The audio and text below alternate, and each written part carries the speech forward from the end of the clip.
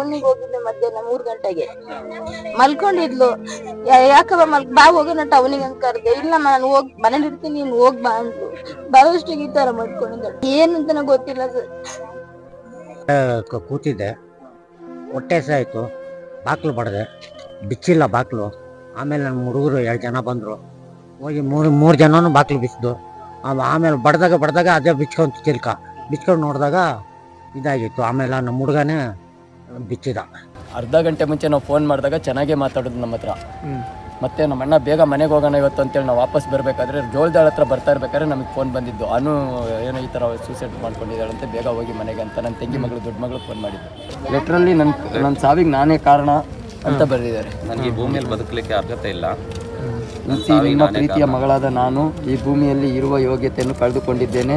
ಈ ಕಾರಣಕ್ಕಾಗಿ ನಾನು ಈ ಪತ್ರವನ್ನು ಬರೆಯುತ್ತಿದ್ದೇನೆ. ನನ್ನ ಸಾವಿಗೆ ನಾನೇ ಕಾರಣ, ಇದಕ್ಕೆ ಯಾರೂ ಜವಾಬ್ದಾರರಲ್ಲ ಎಂದು ತಿಳಿಸಲು ಈ ಪತ್ರ ಬರೆಯುವ ಮುಖ್ಯ ಕಾರಣವಿದೆ. ಇಂತಿ ನಿಮ್ಮ ಮಗಳು. ಮತ್ತು ಏನು ಒಂದು ದುಃಖದ ವಿಷಯ ಅಂತ ಏನು ಹೇಳಿದ್ರೆ, ನಮ್ಮ ಶಾಂತಿನಗರ ಕಲ್ದೊಡ್ಡಿಯ ಅರುಣಣ್ಣ ಮತ್ತೆ ಪ್ರೇಮ ಅವರ ಮಗಳು ಅನು, ಗಣೇಶಣ್ಣ ಮತ್ತೆ ಪ್ರೇಮಕ್ಕ ಅವರ ಮಗಳು ಅನು ಸುಮಾರು 17 ವರ್ಷ ಅಂತ ಕಾಣಿಸುತ್ತೆ. ಬಹುಶಃ ತುಂಬಾ ನೋವಾಗ್ತಾ ಇದೆ. ಯಾಕಂತ ಹೇಳಿದ್ರೆ ಈಗಿನ ಮಕ್ಕಳು ಏಜು ಬೆಳೆದಿ ಅಪ್ಪ ಅಮ್ಮ ಸಾಕಿ ಬೆಳೆಸಿ ಈ 17 ವರ್ಷದಲ್ಲಿ ಈ ರೀತಿಯ ಅನಾಹುತವಾದಾಗ ತಂದೆ ತಾಯಿಗೆ ಆ ನೋವು ತಡ್ಕೊಳಕ್ಕಾಗಲ್ಲ, ಮತ್ತೆ ಕುಟುಂಬದವರು ಕೂಡ ತಡ್ಕೊಳಕ್ಕಾಗಲ್ಲ. ನಮಗೂ ಕೂಡ ತುಂಬಾ ಅಷ್ಟೇ ಬೇಜಾರು. ಯಾಕಂದ್ರೆ ಎಲ್ಲರಿಗೂ ನಮಗೂ ಕೂಡ ಹೆಣ್ಮಕ್ಳೆಲ್ಲ ಇದೆ.